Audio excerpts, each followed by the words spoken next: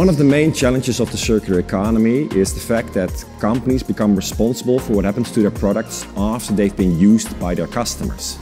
Why is that a challenge? Well, their customers feel that the goods are theirs now.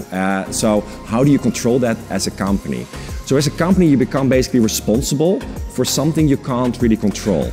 So what is the challenge then? The challenge is very much for companies to somehow figure out a way of getting their customers to play along with them, to return products, for example, to their stores when you talk about garments. H&M, for example, is trying to do that. But what kind of incentive can you create? Governments are forcing companies now to do this, but still companies haven't figured out the best way to do that. So how do you create incentives for your customers to also become part of the circular economy? And this is why they call it a system problem. Everyone needs to somehow play along towards the same goal of recycling, reusing products a lot more.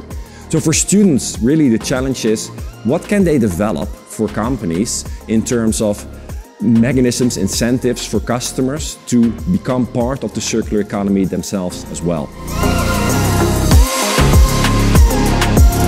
Sako, kad geroms idėjoms įprastai reikia labai daug laiko, bet dirbant su hands-on iššūkio studentais pasirodo užtenka 2 mėnesių, kad būtų sugalvotos originalios, inovatyvios ir svarbiausia verslui atsiperkančios idėjos. Man šis projektas buvo labai panašus į darbą su užsidegusiais konsultantais, turinčiais startupo energiją. Patys moduliai buvo labiau koncentruoti. Visi dėstytojai buvo pasiruošę padėti būtent mums rūpimais klausimais. Negavom jokios perteklinės informacijos, kurios mums būtų nereikėję būtent šių iššūkių sprendimams.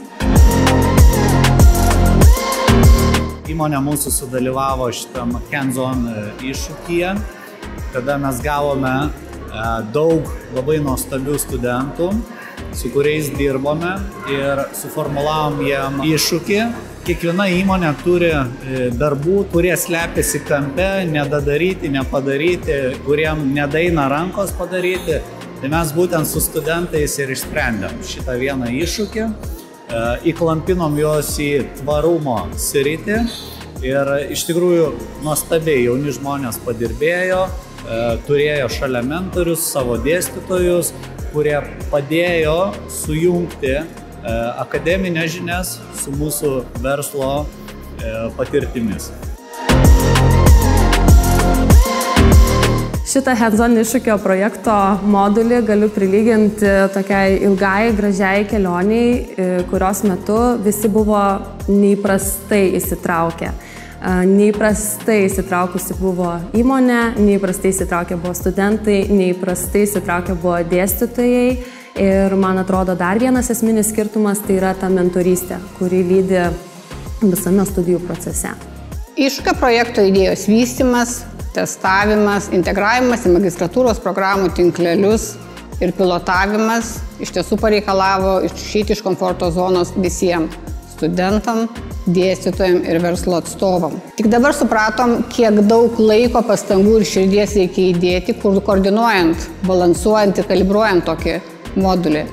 Tačiau vertindama šios dienos studentų pristatymus, manau, kad buvo verta.